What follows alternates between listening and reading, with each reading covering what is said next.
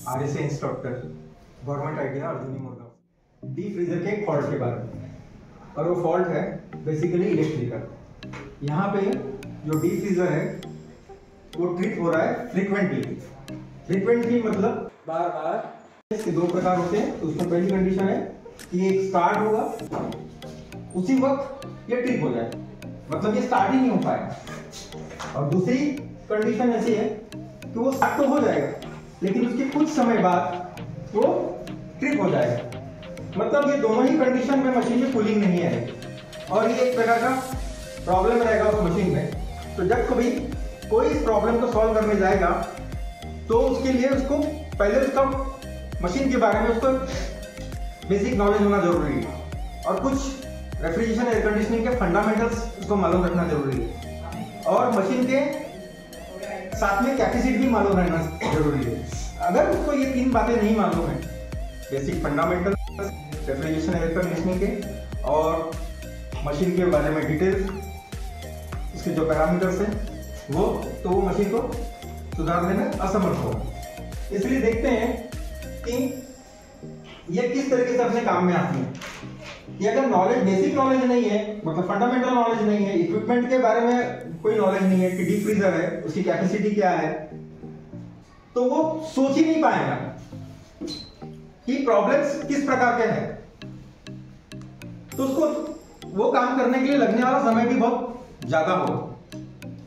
और अगर वो प्रॉब्लम को सॉल्व भी कर देगा तो उस वक्त उसके बाद जब वो कभी फिर से वर्क में आएगी तो उस पर रिक्रिएट हो जाएगा फॉल्ट, क्योंकि इसको हमने पूरी तरह से सॉल्व नहीं किए हुए होंगे। इसलिए जब कभी किसी फॉल्ट को हम सॉल्व करने की कोशिश करते हैं तो उस वक्त थॉरोली जाना चाहिए, स्टेप बाय स्टेप जाना चाहिए, ना कि किसी डिस्टेंट वे से जाए। मतलब कि जैसे फॉल्ट आया है तो ये फॉल्ट को हम किसी एक चीज का ना समझकर उसी पे डायरेक्ट अटैक नहीं करना चाहिए और उसी को सॉल्व करके नहीं आना चाहिए, क्योंकि एक इलेक्ट्रिक सर्किट होता है और उस सर्किट में जितने कंपोनेंट्स लगे हुए रहते हैं हमको सभी को चेक करना हो। ठीक है, समझ में आ रहा है? तो बेसिक फंडामेंटल्स में आपका इलेक्ट्रिक करंट का नॉलेज होना चाहिए तुम्हारे को, वोल्टेज का नॉलेज होना चाहिए तुम्हारे को, रेजिस्टेंस के बारे में मालूम होना चाहिए और तो मशीन के पूरे कंपोनेंट्स का नॉलेज होना चाहिए। इलेक्ट्रिकल कंपोनेंट्स कौन कौन से होते हैं? रिले होते हैं, रिले है तो रिले का प्रकार कौन सा रहेगा?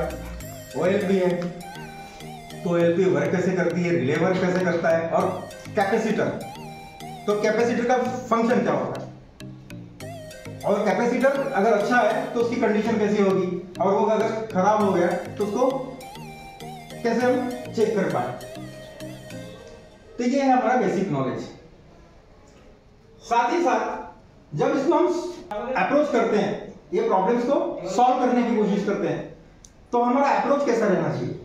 हमारा अप्रोच रहना चाहिए, जैसा कि मैंने पहले भी बताया, कि हर प्रॉब्लम को के ऊपर हमने ध्यान देना चाहिए, हमने गौर करना चाहिए और स्टेप बाय स्टेप जाना चाहिए। जैसे कि पावर सप्लाई इरेक्टिव हो सकता है, मैंने कंटिन्यूअस सेम वोल्टेज का सप्लाई तुमको नहीं मिल रहा है, और अगर सप्लाई सेम नहीं होगा तो मशीन वर्क नहीं कर पाएगी, हाई करंट लेगी, उससे ट्रिप हो जाएगी।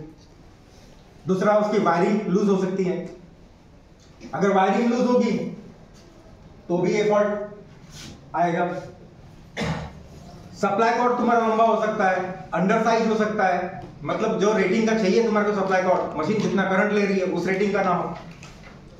नेक्स्ट, कि एक ही सर्किट में ज्यादा अप्लायंसेस लगे होंगे, मतलब एक ही सर्किट में मशीन ज्यादा लगी होगी, वो सब करंट लेगी अपना अपना, तो जिसको जितना मिलना चाहिए वो नहीं मिलेगा, पावर सप्लाई जितना मिलना चाहिए वो नहीं मिलेगा। रिले कॉइल बर्न हो सकती है, तो इसमें जो रिले लगता है उसकी कॉइल रहेगी। जनरली अपन करंट कॉइल रिले रहता है, तो वो रिले की कॉइल जो है वो अगर बंद हो जाए तो उस कंडीशन में भी होगी। रिले में दूसरा प्रकार का प्रॉब्लम आता है कि रिले जब एक्सपेक्ट होता है तो परमानेंटली, जनरली वो रिले होता है वो उसके कॉन्टेक्ट जुड़े हुए नहीं रहते, एट द स्टार्टिंग टाइम वो कांटेक्ट बनाता है और उसके बाद वापस तोड़ देता है। तो अगर प्लंजर नीचे से ऊपर जाएगा और उसके बाद स्टार्टिंग पॉइंट टर्मिनल को ज्वाइन करने के लिए, कांटेक्ट में लाने के लिए वो अट्रैक्ट होगा, उस वक्त वहीं पे वेल्ड हो जाएगा। और उस प्रकार से अगर रहेगा तो मशीन कंटिन्यूस हाई करंट लेगी और इस कंडीशन में भी OLP इसको ट्रिप कर देगा। नेक्स्ट है OLP। OLP अगर उसकी जो बायोमेट्रिक स्ट्रिप है वो कंटिन्यूस वर्क करते करते वीक हो जाए तो भी मशीन अपना ट्रिप होगा। स्टार्टिंग कैपेसिटर जो है वो अगर वीक हो जाए तो भी मशीन इस कंडीशन में भी क्या होगी कि स्टार्ट नहीं हो पाएगी। यहां जो नंबर 20 दिया है मैंने कि डिफ्यूजर स्टार्ट तो होगा लेकिन उसके कुछ समय बाद वो ट्रिप हो जाया करेगा। उस कंडीशन में भी इसमें कूलिंग नहीं आएगी। तो उसके रीजंस कुछ और रहेंगे जो रेफ्रिजरेटेड रिलेटेड रहेंगे, तो उसको हम नेक्स्ट टाइम में देखेंगे। तो आज के लिए इतना ही।